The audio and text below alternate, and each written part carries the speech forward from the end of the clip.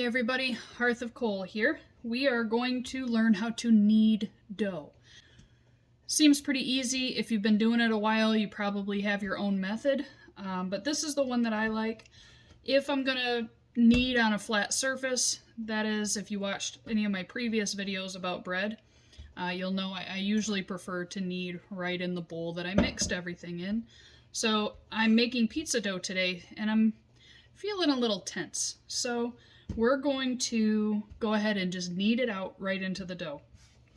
This is a pizza dough, so it's made with my hard white home ground wheat, and the rest of the recipe I can leave in the description notes if you want to try it.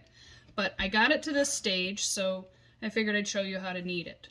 Aw, it has a little butt crack. Ow! Anyway, so what we're going to do is push away and then fold it back. Bring it in, push it away, fold it back. How you fold it doesn't really matter. And if I'm really getting into it, I'll just fold as I push. So hopefully you can see that well. I'm trying a new angle so you can maybe see better what's going on in front of me. And it's just a little bit of a rhythmic motion, moving everything back and forth. It gets to be pretty soothing. So, in my other video about bread making, I talked about the window pane test. Just a better demonstration here. So you just take a little ball of dough, and then you're going to peel it apart. See how much that stretches?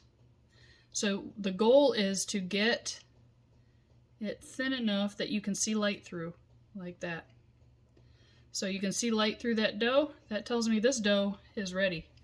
But I'm not done kneading yet, so I'm going to knead it just a little bit longer. Another variation of kneading is to press the dough out flat, or at least as flat as you want it to go, without completely destroying it. You just press it out, and then you fold it like a book. Up and over, and then from the top down, and you do it all over again.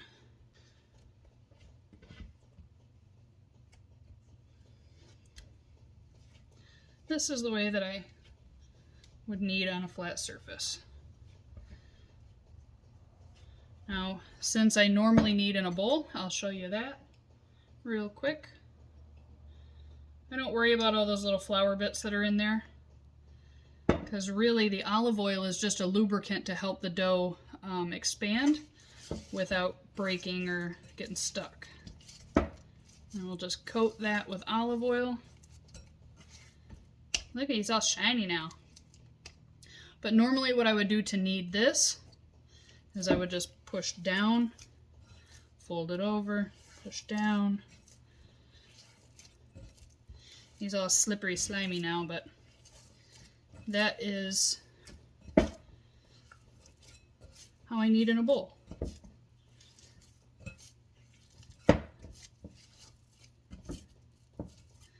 But this guy, check that out. How stretchy that is. That's going to be some good pizza dough, if I don't say so myself. So I'm just going to make him back into a little ball by grabbing the sides of the dough and tucking it under. See how nice and tight that makes the surface? So I'll just grab it, tuck it under, until I have a dough ball that I'm happy with. That looks pretty good to me. So in the bowl he goes. It'll get covered with plastic wrap or a clean dish towel and set aside to finish its rise. So since pizza dough only has to rise once, we're going to set him aside, and then when it's time for dinner, we'll follow the other steps in order. You know, we'll flatten it, get the air bubbles out, spread it out to the shape that we want, and then we will top it and bake it in a very hot oven. Anyway, thanks for joining me, everybody. Hope that helped explain the different kneading techniques that I use. Probably not, but maybe it did. Anyway, if you like this camera angle, let me know in the comments below. and I will put that recipe in the description. All right, thanks everybody.